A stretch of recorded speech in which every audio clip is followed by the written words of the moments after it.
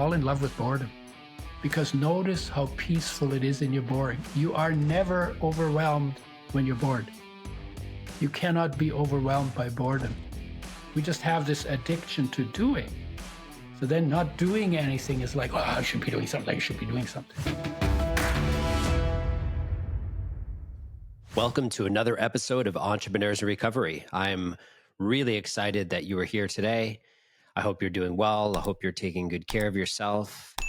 Today is a great day. And I hope that this episode and this guest that I'm about to introduce, I hope that you can listen from a lens of openness and maybe some kindness to yourself, as this was a very unexpected, deep conversation with Udo. So Udo Erasmus is someone that I recently met, but someone whose brand I've known for a long time.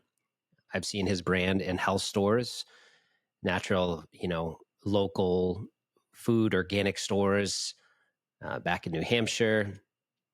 And you've probably seen them as well, Udo's Oils. So Udo takes us down a really deep path, and a path that I was grateful for, to experience a foundation for us to get into some deep concepts and to open up about seed oils and learning about fats, in a big discussion that's been happening now for several years or longer. So I really hope you can relax, tune in, and open your mind to a really fascinating episode with Udo. Enjoy. Hello, Udo. Welcome to the show. Hi, glad to be on. Yeah, I'm so glad. Yeah, it's going to be fun. And, just to be real with the listeners, like, we've tried this once before, but my Costa Rican internet, sometimes it just doesn't work. So here we are a week later trying it again, and we're going to see how this works. But I think it's going to get through this time. I have a good feeling. Yeah, let's do it. Let's do it. So first of all, I just want to let the audience know how we met. So we met through your team, reached out to me and thought it would be a good fit to come on the show. And then I did some research and I'm like, oh, I've heard of this brand before. I've seen this brand on the shelf. I've seen it on Amazon, Udo's Oils. And I think the brand's Flora. Is that right? And well, the brand used to be Udo's Choice, but they took that off, and it's Flora is the company that makes it. Okay, and it's a long story. They haven't paid me for a year. Okay, so we'll get into that. There's stuff going on, but we can talk about oils and why that's important. Yeah, so that's where I recognized the brand, and then I started to read about your story and listen to other episodes you've been on. I was like, wow, you have an amazing life journey, and the resilience that you've had, and the overcoming stories, and all of it, even just being an entrepreneur. It's a great fit, of course, for entrepreneurs in recovery. So yeah. I'm excited to dive in. And the truth is, whether we're entrepreneurs or not entrepreneurs, we're all in recovery. That is my motto. Yes, exactly. And we're all in recovery because there was a time when we lived in paradise, if you want to be religious, or the idyllic state, if you don't want to be religious, inside the mother's womb, everything taken care of, nowhere to go, nothing to do, safe. And at that point, our focus had no place to go. So our focus was at rest inside, in its source, in the space our body occupies, in life, and beyond that, in just pure awareness. So focus in pure awareness is a definition of the kingdom of heaven that is within us, where we were told that we should seek first. We were told that we usually seek last. And then we got born and we got kicked out of that idyllic state, and we had to get to know the world, and our focus had to go out into the world to get to know it. And in that, we got disconnected from the idyllic state inside. That state is still within every human being and never can leave any human being other than when your body cranks out, right? But our focus is not there.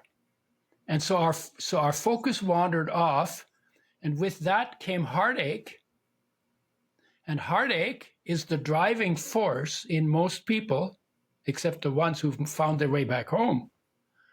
And heartache drives us to do everything we do, whether we're addicted to money or addicted to sex or addicted to drugs or addicted to hunting or adventure or writing poetry or whatever it is that we're addicted to, because we live addicted lives, or lifestyle or possessions or being able to get anything we want whenever we want to get it. I mean, they're all addictions.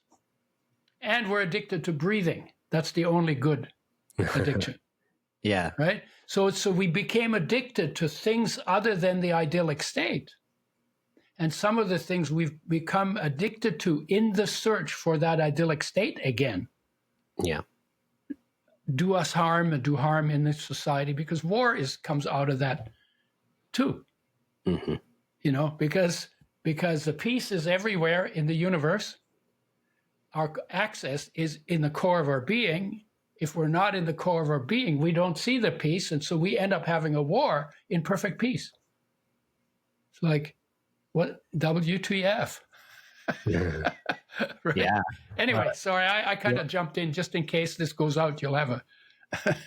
Yeah, I think that what you said for sure is at the root. And that's obviously looking at it from the esoteric lens of truth that looks like, why do we do the things we do, right? We had the separation. It was a separation from source. Separation from source, right away. And then what do? We seek. And then the seeking turns into identifying with this body, identifying with the pains, the aches, the ups and downs, the pleasures, the desires. And then we get disappointment and we get shock. Because we're trying to find something constant in a world whose nature is to change. Everything in the world changes. In the body, in the mind, in the emotions, in the social system, in the environment, everything changes. And if you want an anchor, and that idyllic state is the anchor, if you want, it's kind of like, don't depend on things that end. Right? You got married, that's going to end one day. You if you want to depend on your body, that's going to get old and die one day. Right? You want to depend on a thought process where your thinking is supposed to change to adapt you to a changing environment. So you try to hold on to one concept as your anchor.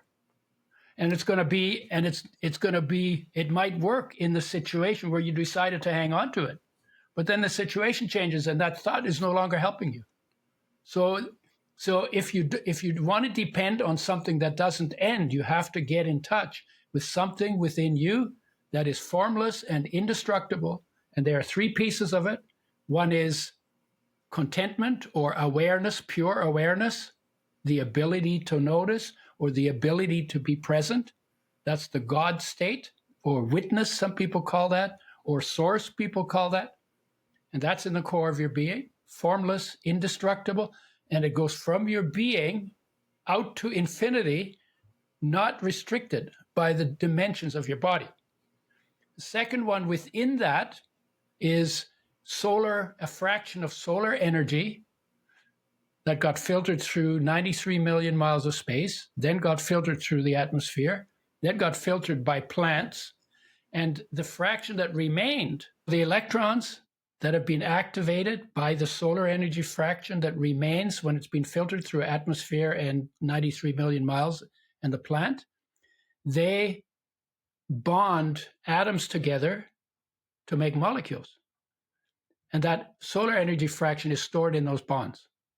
So now some of those molecules we eat as food and then digest it, absorb it, and in our cells, those bonds get broken and that solar energy fraction is released.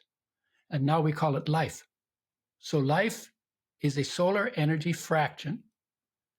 And the nature of that fraction is, it is everywhere present in your body. That's called omnipresent. All powerful in your body because it's the only power that runs your whole life. So it's omnipotent. and it knows everything about how to run your body, through all of the molecular systems and the DNA and all of that. So it's also omniscient. And omnipresent, omnipotent, and omniscient is one of the descriptions of God. Okay? And not only that, it weighs nothing, it runs everything, and its nature is unconditional, empowering love for your body. And you, in your individual essence, are that unconditional, empowering love. Because, like, if I say to you, hey, Jesse, whose body is that? You would probably say, it's my body, right? Most people would say that. So you know what you just told me? You just told me you're not the body. You just told me you're the owner of the body. And this is your body, your property.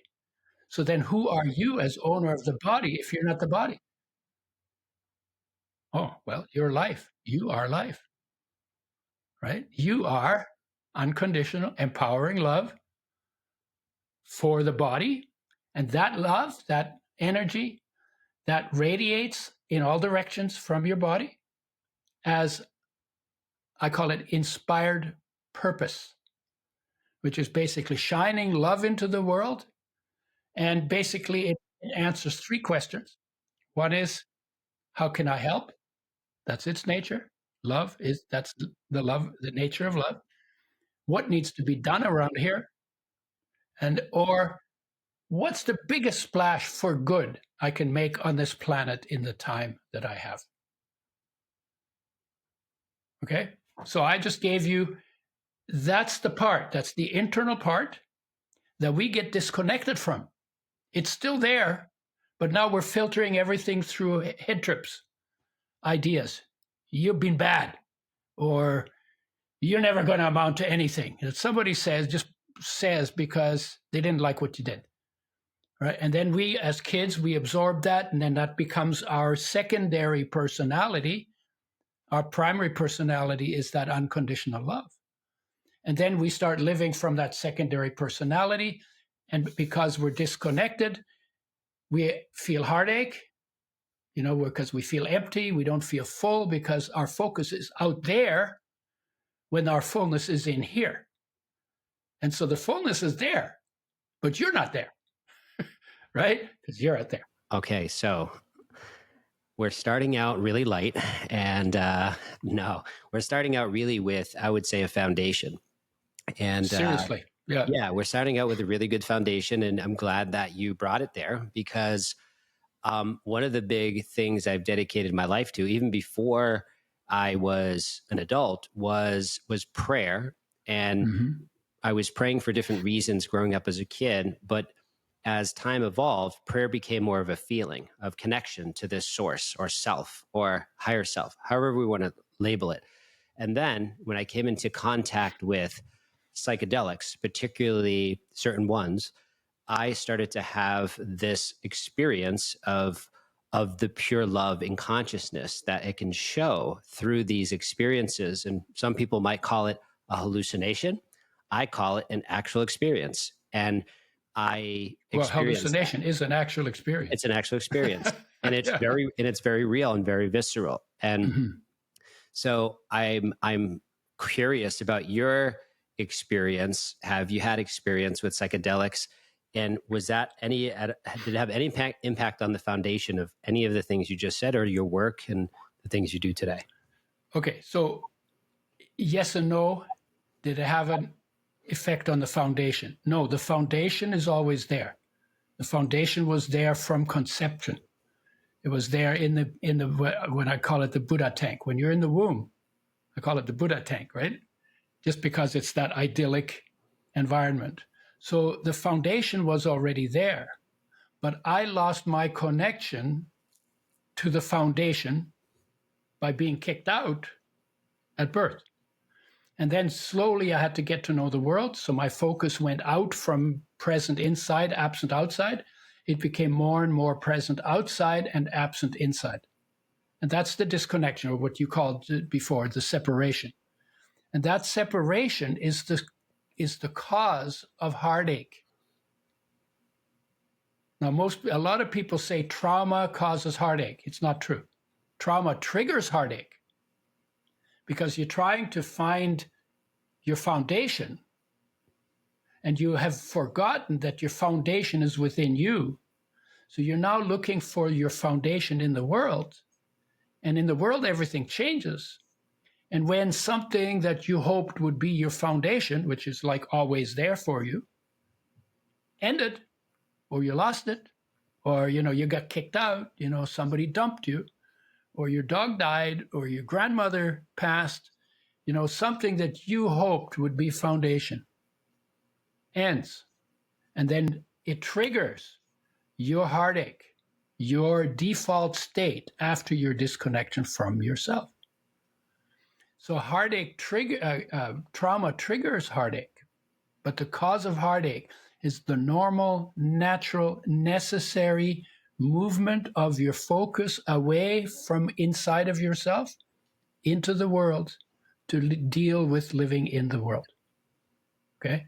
So now I was born in a war. So I got out into the world pretty fast because I was 2 when the war ended and we were refugees, and I was an orphan for a bit. And I just remember mostly not feeling safe, not knowing what I could trust, because every day we got a different story because the situation was changing all the time, and didn't know what I could trust, who I could trust, and was always trying to find out how things work, and got into science because of that, because I figured, and I knew from experience that when you know how something works, you get certain amount of ability to predict and control. In fact, that's what science is used for. We're insecure and we feel unsafe and the world is changing. How do we find, and then you find out how the laws of physics work, and what kind of things different molecules or atoms will do. And then you find out what works for you and what doesn't work for you, what makes you sick and what keeps you healthy. So you learn all that stuff. And I was doing that, and I didn't find it in science. I studied first physics, chemistry, then biology. Biology means study of life. We never studied life in biology. We studied form and function. I wanted to know what life is. I was really clear because I know the word. Psychology, study of soul. We never studied soul in psychology. We studied thoughts, beliefs, and emotions. No psychology. I went into medicine. I wanted to know what health is. We call it healthcare. It's actually disease management, and they don't have a definition of health. I thought if I knew what health was, I could help people get healthy because I just have to push them in the direction of health. But in order to push him in that direction, I'd have to know what health is. So that's why I left medicine, because they also told us that a doctor should always sound as though he knows what's going on, even when he doesn't. And we call that lying on the farm where I spent part of my childhood. I wasn't going to make my living lying to people. There was just something about that didn't sit right. So I left university, and I was still looking, because I ain't going to ever stop looking, because we can't stop looking until we find what we're looking for.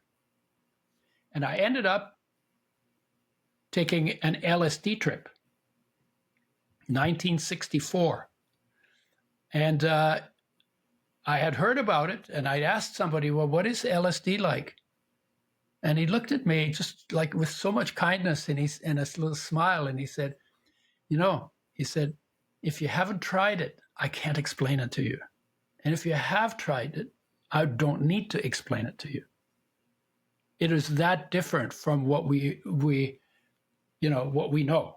Like, it's not like a silver spoon, and it's not like the taste of an apple. So there's nothing to compare it to if you haven't experienced it.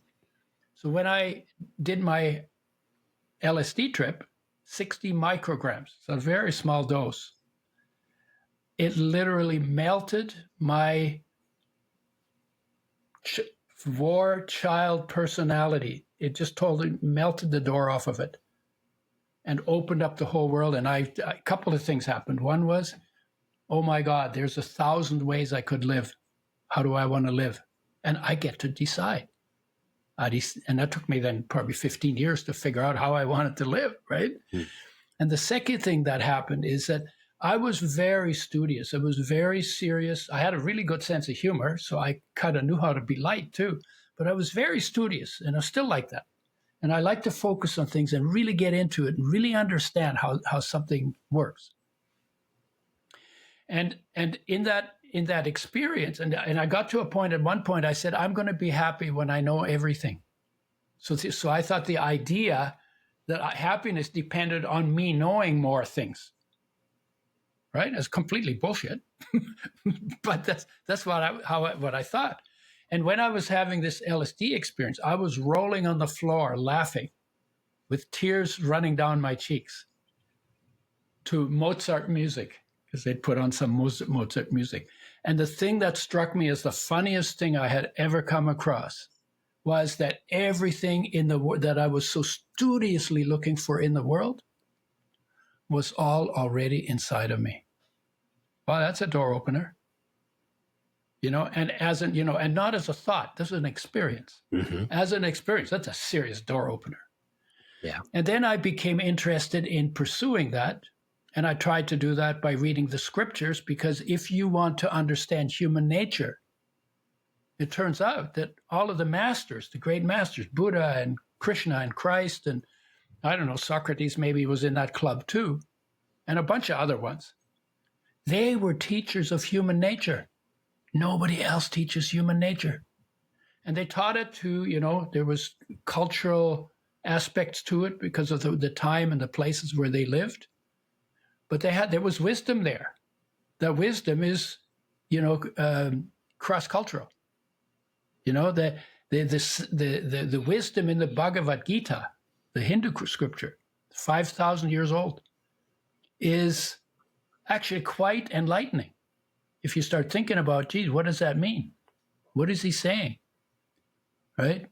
Like one of them is, he says, even in your darkest hour, I will never abandon you. Wow, imagine that. That's a foundation. Imagine that I have something and I'm up to my ass in alligators, and there's still something in me that will not abandon me, that will take care of me through thick and thin, through everything, right? That's out of 5,000 years old, right? Or Jesus says, kingdom of heaven is within you. That should be an eye-opener. And then he says, seek first the kingdom inside of you.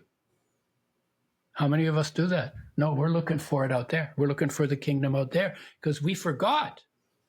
And then we read that and we memorized it maybe, but we never actually thought what it did, what it's meant.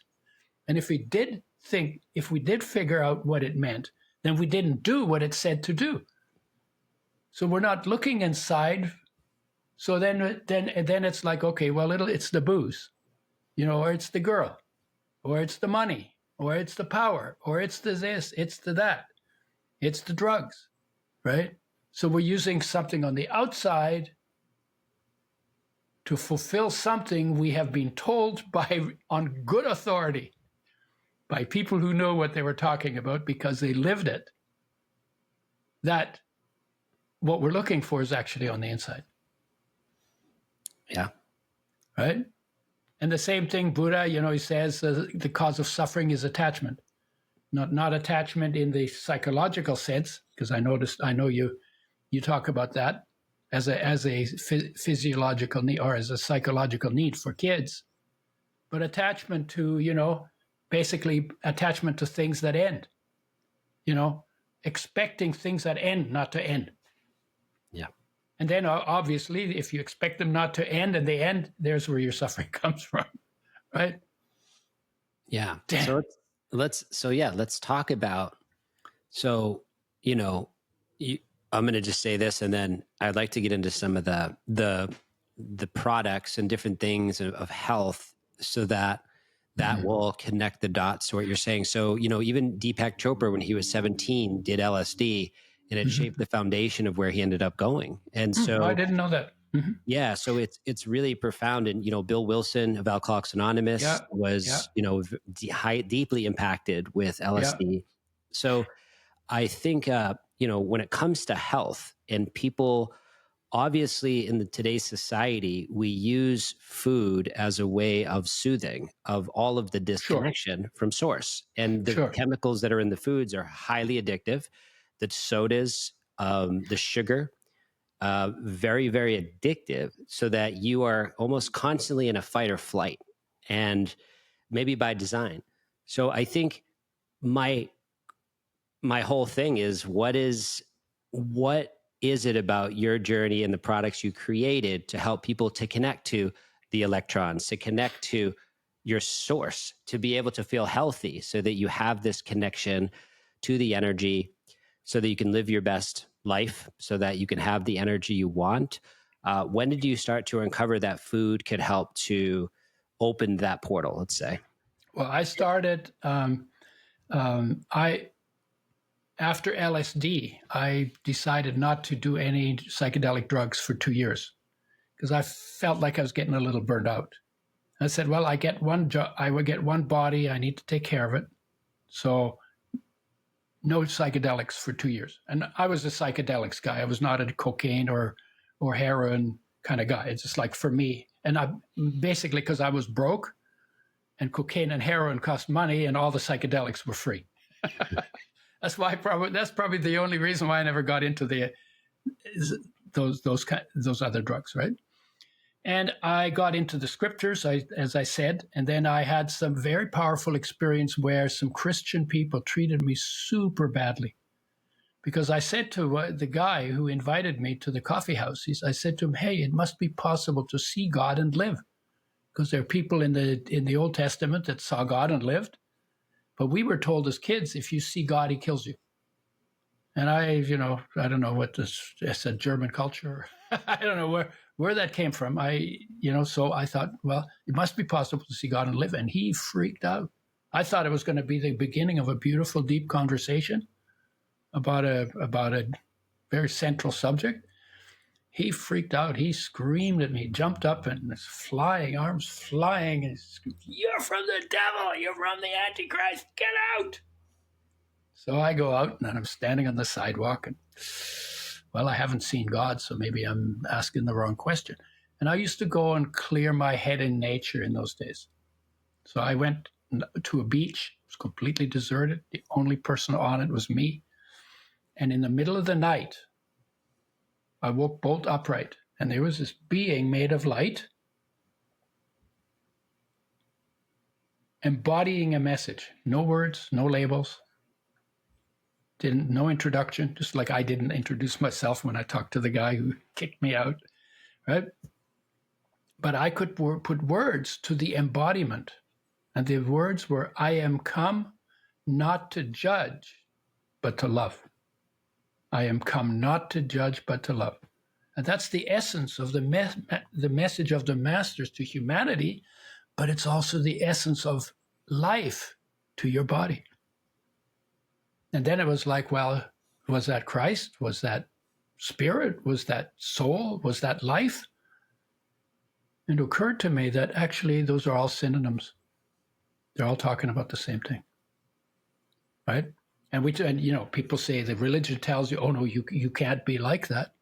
Well, you know what? I was thinking just before I got on with you, if you have never tasted an apple, and I to try to explain to you the taste of an apple, I couldn't explain it to you. If you have had an apple, then we can talk about the taste of apples and we have something to go on, right? Same way. I can't explain what an LSD journey is like if you've never had one. And so the question of what came up to me was, how would we even know what we're talking about when we're talking about anything divine if that same divine was not in us and could not be experienced by us? What if the thing that the Christians call Christ, and the Buddhists call Buddha, and the biologists call life, what if That's the same thing in every one of 8 billion living human beings, whether they're feeling it or not. But that is their power, running their life, empowering their life, powering their life, right? So I started, and then that started to become a memory. And so I said, man, I want to stay in that experience. And that took me to a person who said, the peace you search for in the world is within me, it is within you. And that was important for me because I came out of a war. So I always wondered, there must be a way that people can live in harmony. He said, the peace you search for in the world is within you, and I can show you how to connect to it. And I didn't think he could because he was half my age. I was 30 at the time. This guy was 14. And I thought, but you know what? I don't think he can show me because I'm 30. I've been around, a little cocky, And I said, but I do want to know peace. And so I'll check him out. If he can't show me, I'll just keep looking. If he can show me, wouldn't want to miss it. So he showed me a method, and I thought it was too simple, but then he said, give it a chance. And I practiced, and I noticed that I started settling down. I didn't rise to the bait of the arguments with my ex. And so I noticed it works, and so I started doing it on a daily basis. And then 8 years later, 72, no, not 8 years later, about 5 years later, my marriage broke up. I was really upset. We had 3 kids, and it was very acrimonious. It was the marriage from hell, I call it now. And we separated, and I was really upset because I thought it was supposed to be for life. Talk about depending on things that end, right? Sometimes they end, right? But you say till death do us part, and I was committed to it that way. And it ended. So I was really upset. I took a job as a pesticide sprayer because I wanted to kill something. And that's what you do with pesticides. And I sprayed them really carelessly for 3 years, and I got poisoned by them. Went to the doctor, said, what do you have for pesticide poisoning? She said, nothing. And a penny dropped. Oh my God, my health really is my responsibility. And it was like, I knew it. And I was never like a real serious junk food eater. Like I always kept it pretty simple. But now it's like, but it really is your responsibility. So doctors aren't going to help you. Your country's not going to save you. You need to do whatever you need to do to save yourself. And I had the background in biochemistry and genetics from my science studies. So I went into the research and looked about everything to do with health and nutrition, disease and nutrition, because I understood your body is made out of food. It's actually food, water, and air, but I was just focused on food. So your body is made out of food. So that means if something goes wrong with your body, then one of the things you can do is you can raise your standards for intake of nutrition. And your body turns over 98% every year, ballpark. So if you raise your standard for food intake, then you can have rebuilt 98% of your body to a higher standard in 1 year. And that was that logic. I like that logic. And so I was looking at everything to do with essential nutrients, which are the nutrients your body can't make and has to get from outside because it can't make it in the body from anything else. And everything to do with nutrition and disease. And I got stuck on fats because there was a really confusing area. And the reason for it is that oils contain 2 essential nutrients called omega-3 and omega-6 that the body can't make, has to get from outside. If you don't get enough, your health goes down. These are like super, super important building blocks. And if you don't get enough long enough, you die. And in the process, from healthy to dying, you go through deficiency symptoms, disease conditions, degenerative diseases, which just means your body's falling apart, and with all kinds of different your muscles fall apart, your bones fall apart, your brain falls apart, your liver falls apart, your heart falls apart, everything falls apart, your skin falls apart. And so you get these symptoms and then you die. But if you're going down because you're not getting enough, but before you die, you bring enough of that nutrient back into your body, then all the symptoms that come from not getting enough are reversed. Because life knows how to build a body that works. And your genetic program is a pretty good program for making that body, provided you take responsibility here at your mouth to make sure that optimum amounts of all 42 essential nutrients that your body can't make land in your body so life can do its job, right? So that's the only part where we have responsibility. Once I put it in my mouth and swallow it, it's out of my hands. Life takes over. Life does the digesting. Life does the transport. Life does the breakdown of the molecules. Life creates the energy. Life builds the structures. I don't have to do any of that. Except it tells me when to eat, when to pee, when to poo. Basically, right? And so I follow its instructions in that regard. And when I'm tired, it tells me when to sleep, right? And when I'm thirsty, when I'm hungry, and when I need air, it lets me know, right? But I'm not taking much responsibility for it on a conscious level. But on a conscious level, I do have to pay attention to making sure that all the building blocks it needs, because there's the 42 essential nutrients, there's also water, there's also oxygen, there's may also be digestion or digestive enzymes, probiotics, fiber, bitters, certain herbs, that are helpful, that come out of nature, because life invented health in nature so we could live in adaptation to nature. So all the medicine comes from nature, right? It's all natural stuff. And we're talking about 4 billion year track record. The reason I'm alive is because there is a unbroken series of reproductive successes that goes all the way back 4 billion years.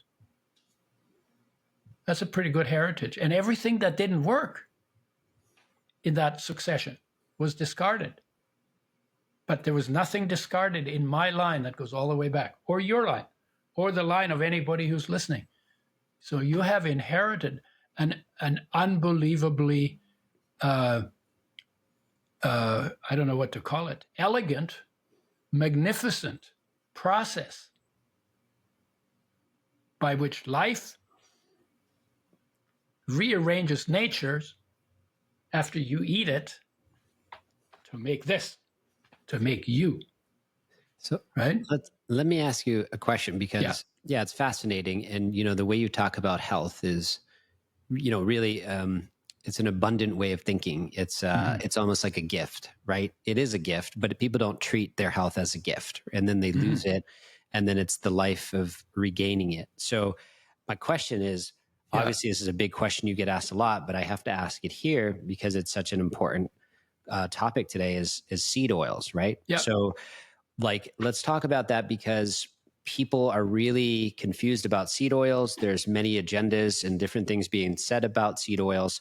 Yeah. So you actually have spent a long time studying this, and you sell different oils for a living. So tell me the truth about seed oils from your perspective of what's happening. And there's a lot of people right now, more than ever. Like, I've been working with oils for 45 years. More than ever right now, people are saying, don't use seed oils and don't use omega-6s. And that's completely bad advice. And the reason why they're giving bad advice is because they haven't looked deeply enough into the topic. They basically haven't done their homework. And the problem with free speech is you get to say what you want, even if it's not true. So what I found out, and why I got stuck on the area of fats, it was the most complicated area. And it turns out the essential fatty acids, omega-3 and omega-6, are the most sensitive of all of our essential molecules or essential nutrients. And they're damaged by light, by oxygen, and by heat. And if you want to make oils, the most sensitive of our essential nutrients, you have to make them with care. You have to protect them from light, oxygen, heat when they're being made in the packages and also when you're using them. So the idea of using oils for frying is the stupidest thing that human beings have ever invented if health is the goal. Because in the frying pan, you damage them with light, oxygen, and heat all at the same time. But before even that damage, the industry, the way it makes the oils, it damages them.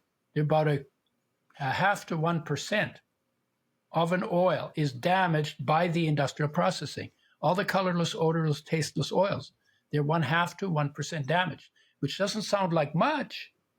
And that's what the industry told me when I asked them, why do you make oils by processes that do damage to the oil? Because I'd been poisoned, so I was OCD on health, right?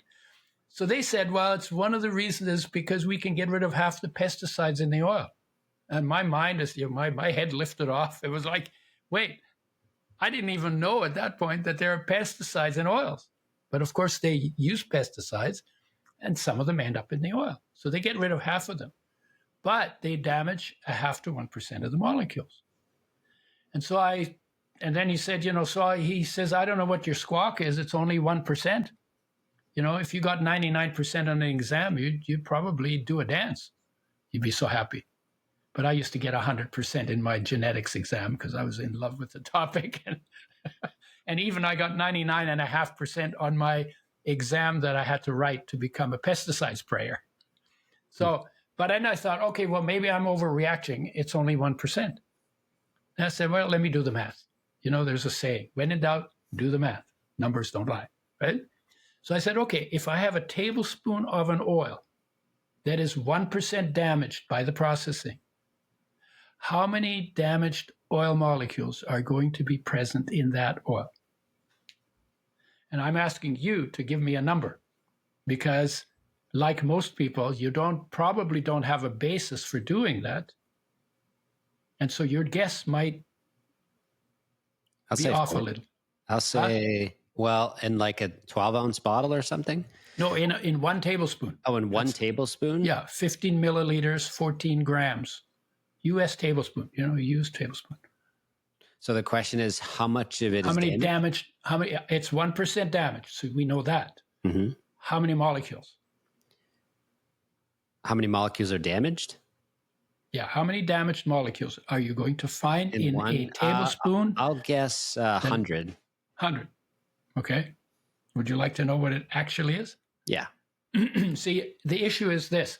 Molecules are really small, and we don't know how small they are, right?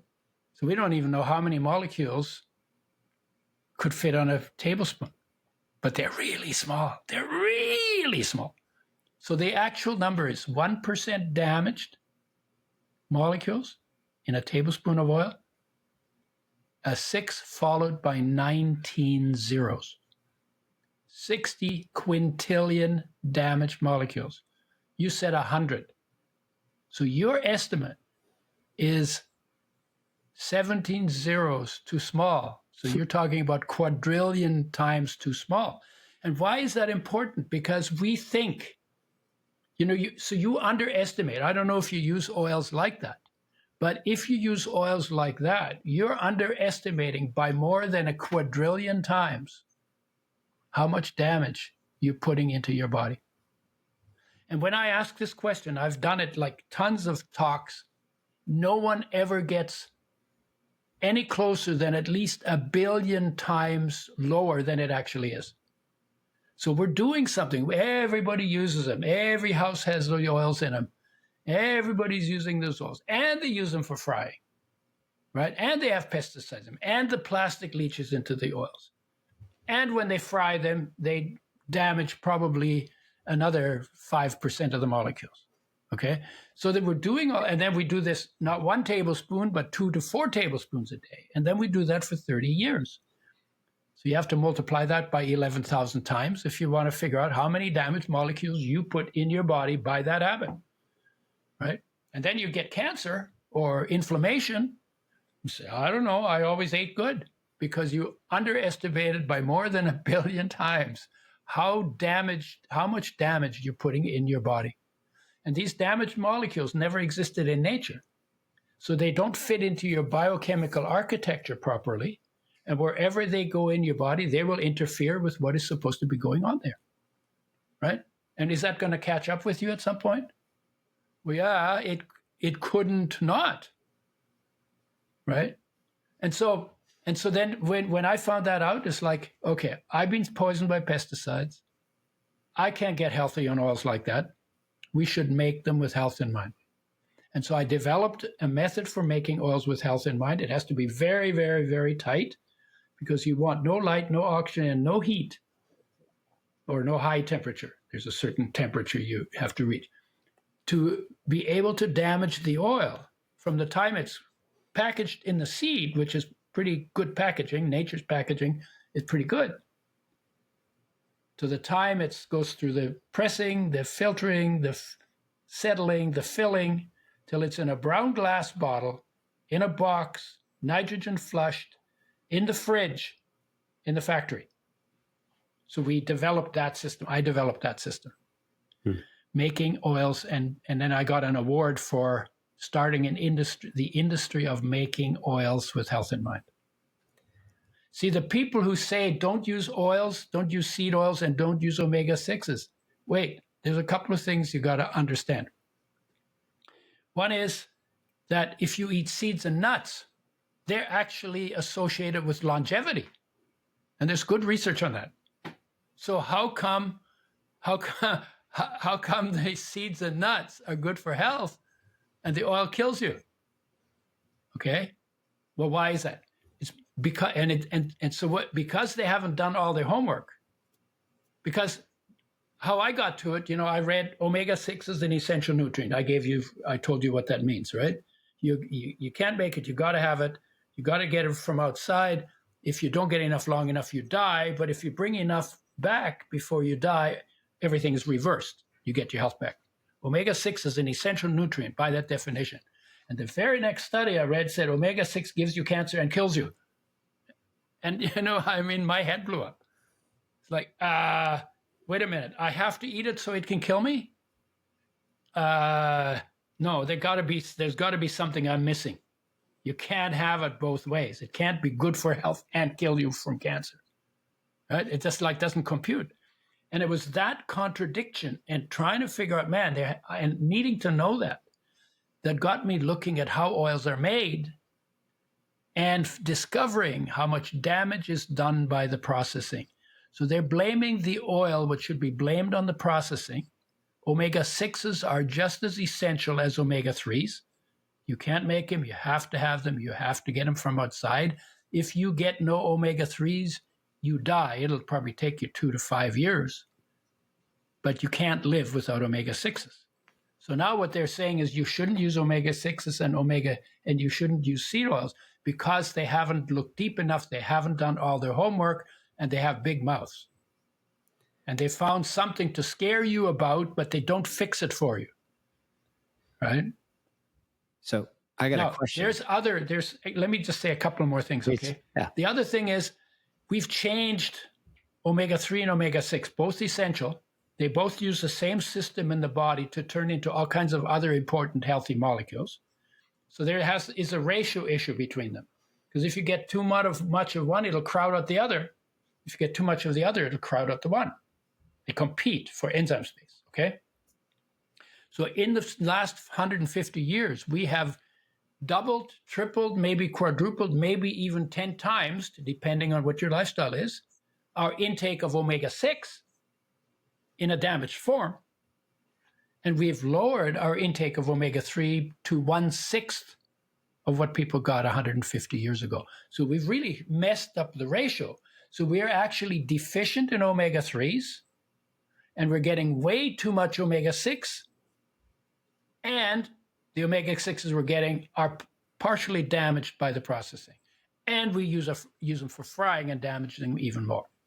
Okay, so if you make the oil with health in mind and you get the ratio right so that both omega-3 and omega-6, which are both essential, can use the same enzyme system to turn into all kinds of other really important regulatory molecules in our cells that maintain our level of health.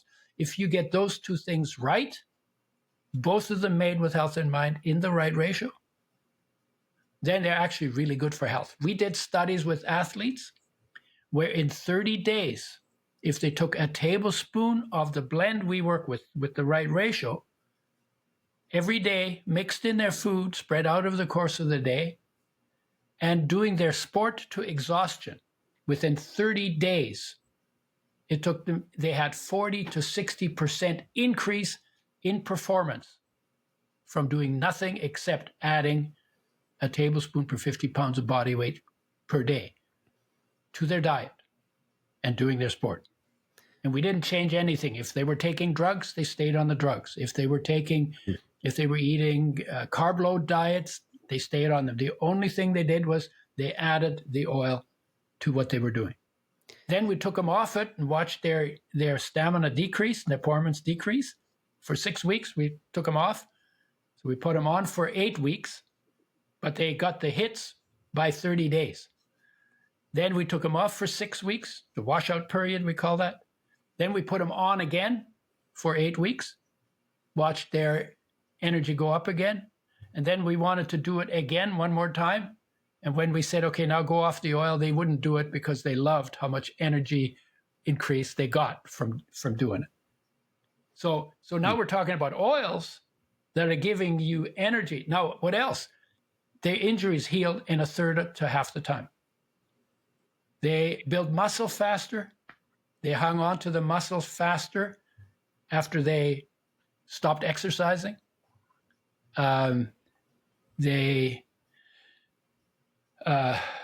recovered from fatigue in about half the time. And it's because the omega-3s especially that are missing in 99% of the population, they're too low. The omega-3s are the highest energy molecule of all of our nutrients. And so they increase oxidation rate, they increase metabolic rate, they increase energy levels.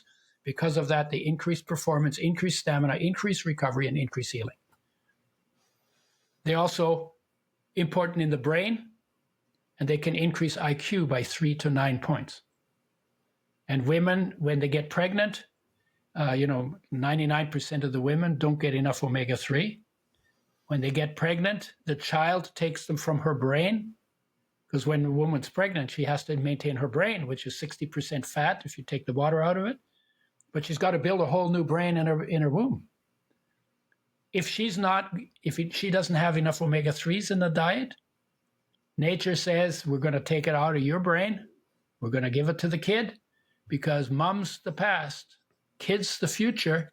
And if we have to, we will sacrifice the past to maintain the future.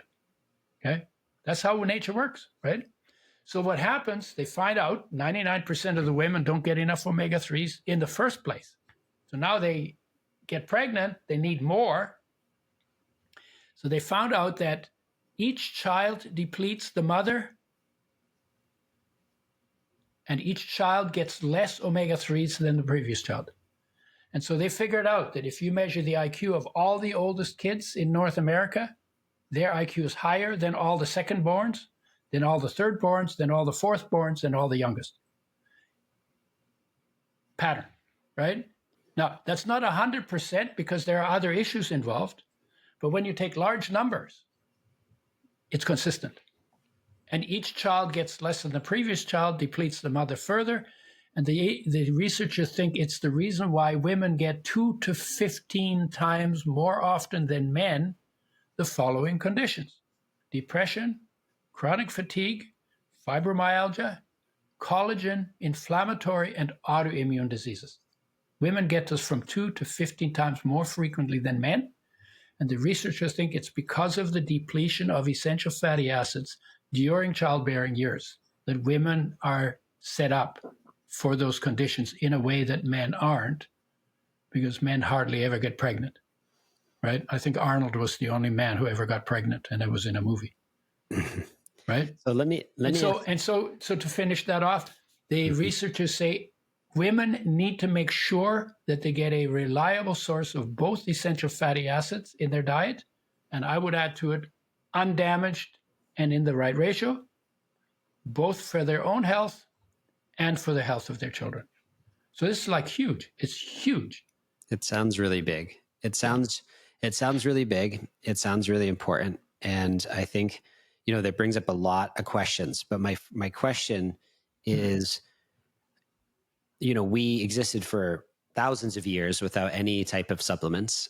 And what can you just get the appropriate amount of fatty acids, omega-3s and 6s from your food and your diet? Yeah. Okay. So there are two issues. First of all green plants have some omega-3s in them. Small amounts, 0.1% fat, and about 60% of that is omega-3 in a plant form, alpha-linolenic acid, right?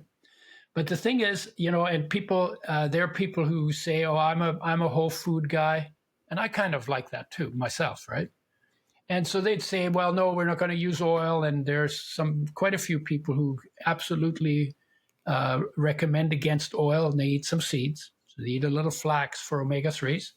You have to grind it up, and so you get the oil, because the seed, if you eat whole seeds, swallow whole seeds, they'll go through you, and you can plant them, they'll grow, because the seed protects the cover protects the seed from you, because its job is to make another flax plant, right? So you have to break it up so your body can get the oils out of the seed. But the other question that I had was the assumption that nature's mandate for you, for me, for anybody is optimum health. Is it? That's what people say, but is it? And I started thinking about it, and I said, well, I think you could argue pretty convincingly that nature's mandate is not optimum health. Nature wants you healthy enough to be born, healthy enough to grow up, be able to function, healthy enough to reproduce, healthy enough to be around till your kids don't need you anymore, which is probably in the late teenage years. Maybe let's say 21, just to be a little conservative.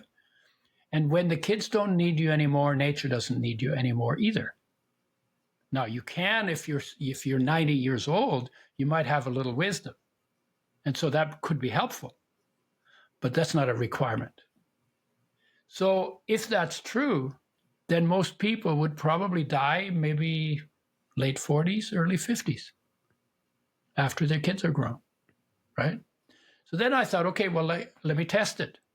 So what I did is, instead of using the oil like I used to, I just used the seeds that the oil was made from. Flax for omega-3, sunflower, sesame for omega-6s.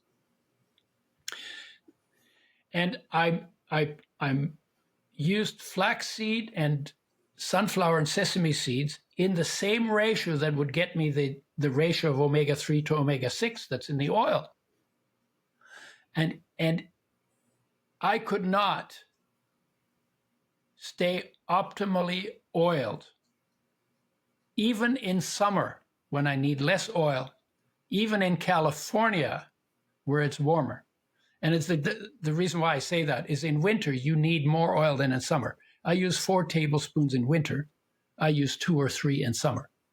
And we measure it by how your skin feels, because your skin gets oils last and loses them first, because they're so important for health, for heart, for liver, for kidney, for brain function, that the inner organs get priority on them. You can live with dry skin, so skin only gets them when the rest of your body has what it needs. So you measure optimum by skin soft, smooth, and velvety. And I couldn't keep my skin soft, smooth, and velvety even in summer in California, where I need less than in winter in Vancouver, because when it's cold, you burn more of that oil just to produce energy to keep warm. Okay. So my conclusion was, yeah, you can do minimum, but maybe you can't do optimum. And it may be different for different people. I couldn't do it. I eat seeds and nuts, but I also use the oil. There may be some people who can do it just on seeds and nuts, because we're all different in the way we metabolize. There are some people who take the oil and their skin is still dry because they have a high metabolic rate. And so they're burning the oil and blowing it off in activity or as heat. And they actually still need some oil to put oil on the outside of their skin, because their skin will get dry even if they take just oil and take it in optimum quantities. So the quantities vary. Ballpark is tablespoon per 50 pounds is a ballpark optimum. Some people will need a little more than that, and some people can get by with a little less than that for skin function. So we really looked at all of that, and and that's so it's it's like, okay, nature's mandate may not be optimal health. Health comes from nature, but it's kind of like once your kids are grown, maybe you're taking up space you shouldn't be taking up from nature's perspective. And then how do you recycle people at that point? Well, if you're never optimally healthy, then it takes less for you to become deficient and to check out. So, yeah, I mean, this is, there's a lot of questions, and if we had a 3-hour format, I would definitely go there. So I want to ask a question, because this is really fascinating, of course. And I think, so there's a couple of things. Number one is, this information you're talking about clearly is not shared in abundance. I don't go to the store, or I open up my American food diet pyramid and I have, the oils are the most essential, like we're not educated in this, which is, that's the point of a podcast or your book or my book. It's to get the information out there for people based on lived scientific research and anecdotal research to get the information out there. So I'm not surprised that this information is not readily available, because we live in a sick care system, as you were hinting towards. Yeah, so, there's that. But let me say something else to that. It takes 30 to 40 and sometimes longer than that for new information, and usually it comes from universities, to be put into the educational materials, whether that's books in school or books at university.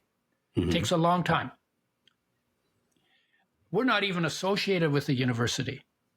This is a passion project. And I didn't get any grants to do the research. I just had a problem that needed a solution.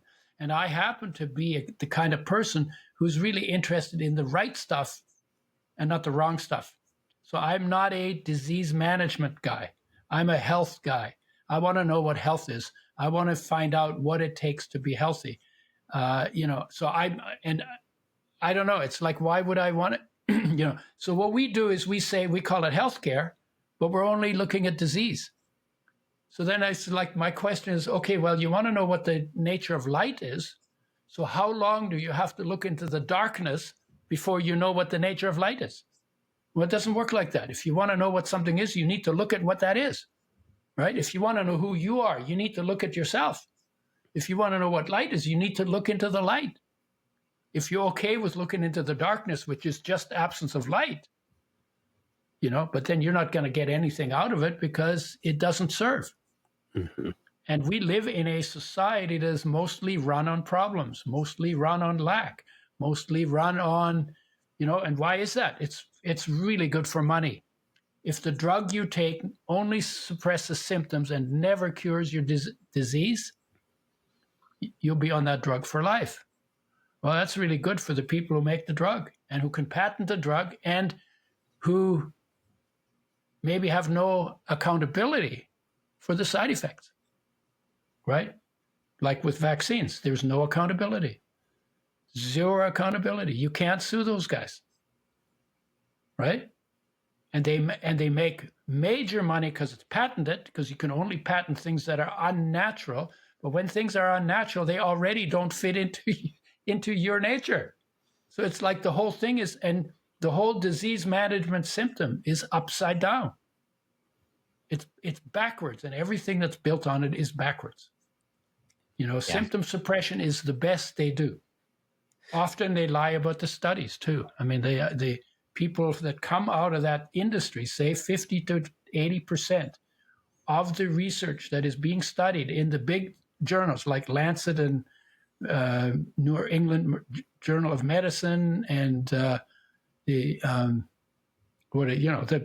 big journals, 50 to 80% of the research is doctored to look good for the pharmaceutical industry, and the pharmaceutical industry has basically taken over that publishing industry. So this kind of goes back to how you opened, really. You opened with the source of this whole epidemic, let's call it, is the disconnection from self, the inside. Yes. And you could say that making drugs as a fix for diseases is another one of the things we try to fix on the outside when the problem started on the inside. It's hard to say that for some people to hear that, but it's intentional by design to disconnect you from your highest self, your source of all. I wouldn't say that. No. Okay. No, I would not say that. I would say we're that stupid. Okay. The idea, it's, you look, if you wanted to be the master, you would have to be Buddha to know what it is to be a master. Okay? Mm-hmm. You would have to be the master.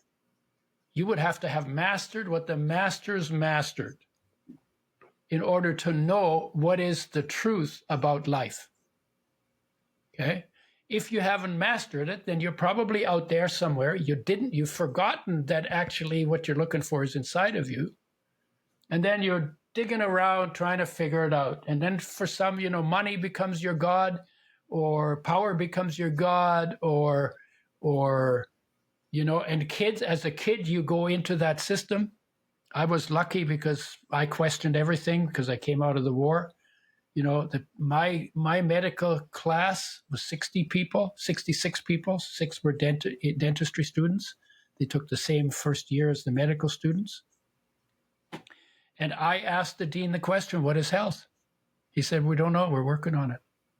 And then we were told a doctor should sound as though he knows what's going on, even when he doesn't. In other words, lie. Experts are supposed to have answers. If you don't have one, make one up. Right? And to me, that was not for me. And then I had a friend who was in the same class, and I left and he stayed. And when I got into nutrition, because the body's made out of food, water, and air, hello, right? And I started talking to him about that. Basically, and I think that pretty much every doctor who hasn't bucked the system will say, well, you know what? If food, water, and air were important to health, we would have learned about it in medical school, but they must have tried it, not got the results they wanted, and that's why we're doing all this artificial stuff. But the truth is, they didn't do it. You can get into the politics of how the medical profession became what it is, with the Rockefellers and the carbon-based chemistry that came out of Standard Oil and the coal oil gas industry, and then recognizing the patenting of unnatural molecules, and then figuring out that in carbon chemistry you could make all kinds of really interesting things, either copy them from nature and put a little tail on them so that they weren't natural anymore, but then you'd get the side effects from that tail. So there's a whole, if you really look into it, I wouldn't say there was any one person. I wouldn't say Rockefeller was an evil man who could have been a Christ figure, but he decided, no, I think I want to really just hurt people. I don't think most people are like that. But we are that ignorant of what health is, what wholeness is, what life is. Like I said, we don't learn about soul and psyche, and we don't learn about life in biology. And as a kid, you go in there and you say, well, these are all the experts and they know a lot of stuff. And then when you talk to them, they know a lot of stuff about a lot of stuff. And because you don't know what life is, it doesn't occur to you that what they're telling you is about form and function, and it's not about life at all.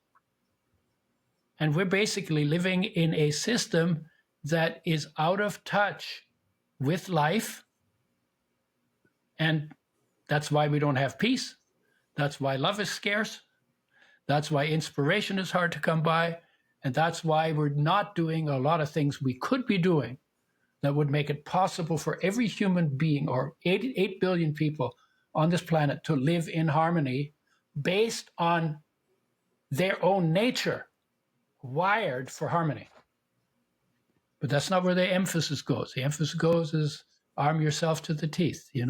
What do we call it defense, but it's actually aggression. The whole Defense Department, it's not about defense, hardly ever about defense, right? I mean, why would it be a Defense Department that went into Iraq? Why did the Defense Department, this is in, North America, right? Why did they go to Vietnam? Why did they go to Korea, right? We didn't, the farmers in Vietnam were not threatening us. We had the guns, we had the planes, we had the bombs, and they had pitchforks. Well, they had and you start to think about, we've built a lot of things on scarcity, on loss, and it's the loss of ourselves that put us in that position. And we haven't got very savvy to recognize, we lost something. So our driving force has become negative. Discontent will always spread discontent, right? Because that's the state, that's your state. Out of discontent, you spread discontent. That's what I learned about 9/11. 9/11, what happened? Oh my God, I realized, oh my God, discontent people will always spread discontent. And people who are content, who know what contentment is, I claim to be one of those people. If we don't do more to spread contentment than they do to spread discontent, guess where we're headed? And we're just right in the middle of that story. Yeah. But the first part of it, you can't do anything if you don't get to heartache, and you sit with it, and you sit through it, and you find your reconnection just right behind it, and you start to live a life of light, of love, of peace, of contentment, of joy. It's built into you.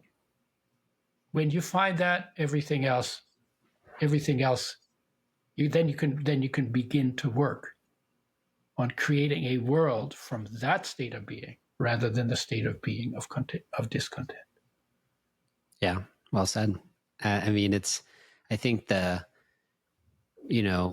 lot of the things that were talked about today were really the depths of the human journey and what we go through. And, and then along the way you get bumped and bruised, and then you start to figure out, okay, what am I going to do? And I'm going to create a health product, or I'm going to create a podcast, or I'm going to create a book, or I'm going to speak. Yeah. And well, the first thing I think when you get bruised, because we're talking about trauma and addiction, right? Also, right? So the first thing that happens when you get bruised is you need to heal. And how do you heal? Well, you heal by finding your way back to that in you that is perfect health, cannot be hurt. Life cannot be hurt. Awareness cannot be hurt. Inspiration cannot be hurt. Body can be hurt. Mind can be hurt. Emotions can be hurt. Group can be hurt. So everything in the world of change can be hurt. But what's in the world of no change cannot be hurt. And when you find your way back to that, then you become an instrument for a different kind of a different kind of channeling, or a different kind of vision, or a different kind of activity, or a different kind of state of being.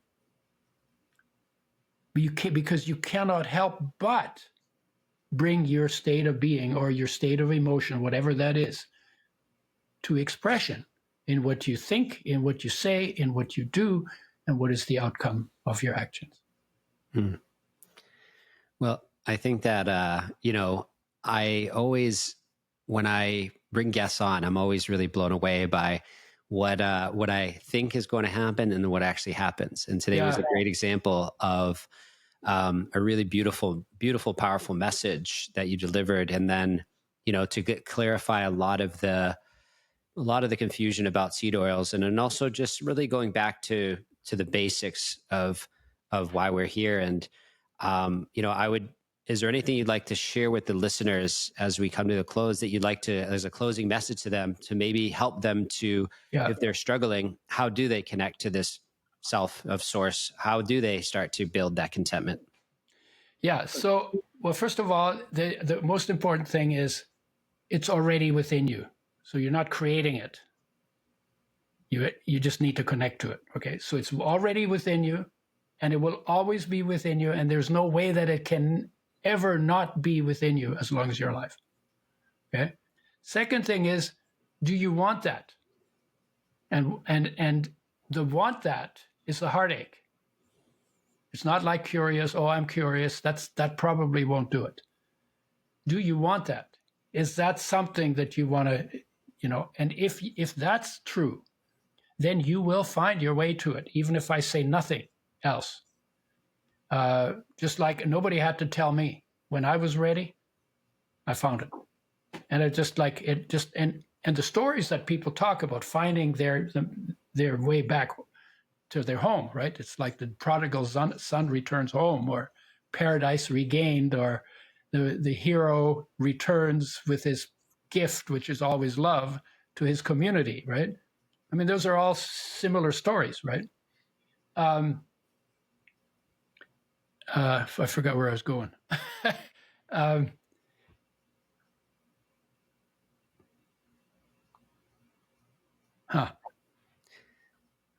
I think you're going to the place of how can we help others? Oh, yeah.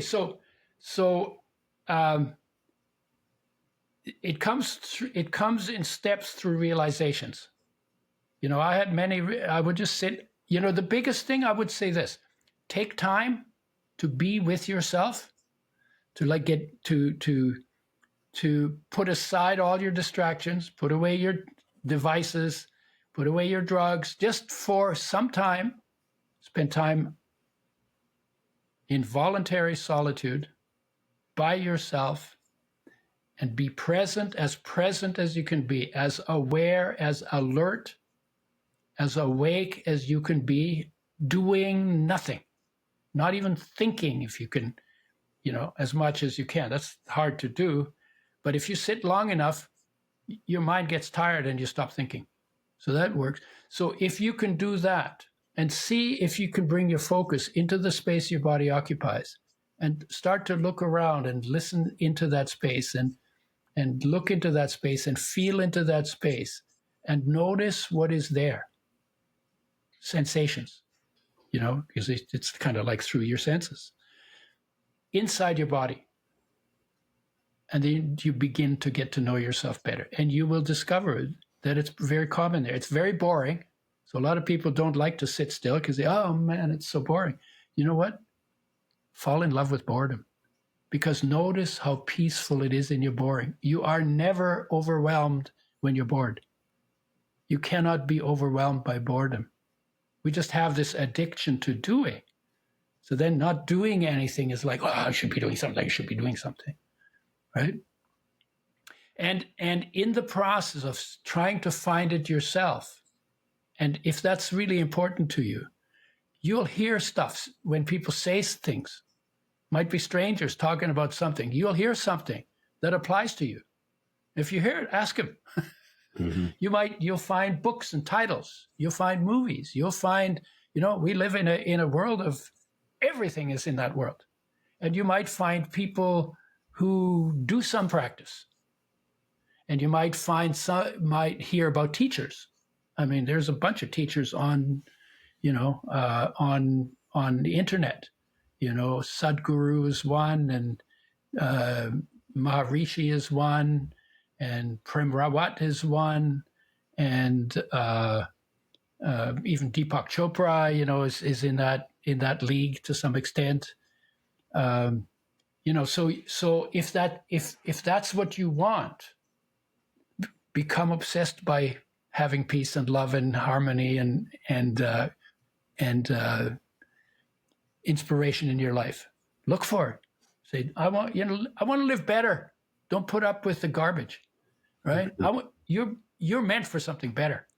What is possible for you is so extraordinarily exquisite. Chase it, right?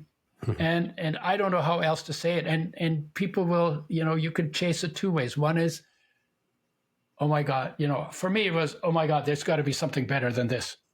War, what?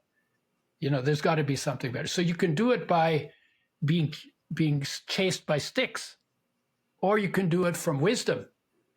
Oh my God, I wonder what is possible. Oh my God, how good can it get? I don't know how good it can get. Let me find out. Be obsessed, get obsessed with it. Tony Robbins is obsessed like that, trying to figure out how people can function better. And then he made a whole big deal out of it, right? And there are lots of people who are trying really hard to make the world better. Hang out with some of those people. Don't hang out with the ones who just complain, who say, oh, the government should be doing this, and your mother should be doing something for me, and you should be doing something for me. And because that's a better standard, but you want somebody else to do the work. Right? Yeah. That's what I learned in psychology. When I did psychology, I said, when somebody complains, two things about them. One is they know that there are higher standards. And the second is they want somebody else to do the work. They don't want to do the work. It doesn't work like that. It's your standard. You got to do the work for you. And but then your life becomes amazing. And then you can have an effect. You can have an influence in the world that is worth having. And it feels good to have that influence in your own life and in the world. It feels good. That's why I do this. I don't get paid for this. It's cost me money actually to talk to you, right? Yeah. Actually. So I'm not making any money on it. I'm not trying to push something here other than to say, something in you is magnificent, extraordinary, awesome, beautiful, perfect, filled with love, fulfilled, filled with light. Why would you want to miss that? Why would you want to miss that? Oh my God. It's a beautiful way, I think, for us to conclude this, because I think it was a full circle. And I would love to let the audience know, though, how they can reach you, learn more about you, maybe learn more about your products and your life's work. How can they do that? Yeah, well, I have a website, udoerasmus.com. I'm on Facebook. I'm on LinkedIn. I'm on Instagram. I'm on Facebook quite a bit. I have a book called Fats That Heal, Fats That Kill. The oil is found in a brown glass bottle, in a box, in the fridge, in the supplement section, in the health food stores. Mm-hmm. It's called Udo's Oil. But I have to say, I would have never come up with that after being poisoned if I hadn't already before that, for I think 8 years, begun to do the practice of finding my peace and finding the love inside, because that put me in a place of creativity. And instead of saying, oh my God, I've been poisoned, I have cancer to look forward, I'm out of here. Right? So, and that goes back to the saying, seek first the kingdom. Kingdom is within you. Seek first the kingdom. Heartache is your call to come home, right? Give that, and then when you feel that kingdom, you don't need the drugs anymore. You don't need the money anymore. You don't need all of those things you think you gotta have for your happiness. You don't need them anymore, because happiness is a state of being that is not dependent on anything external. one kind of happiness, right? The absolute happiness, because there's absolute states of being that are just built in, and all you have to do is bring your focus to them. And there are emotional states, and they always have mental content. And the emotion state is always going to be, I'll be happy or content or whatever the word is, when or if XXX happens.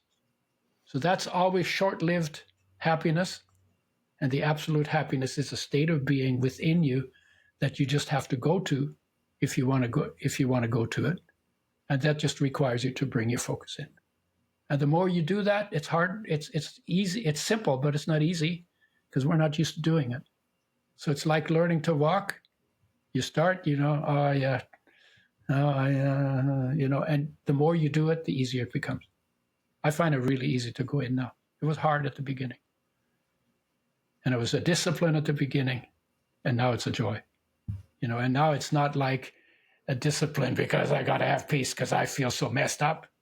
Now it's like, man, it's so beautiful. This is possible. How incredible. So that was the second ending.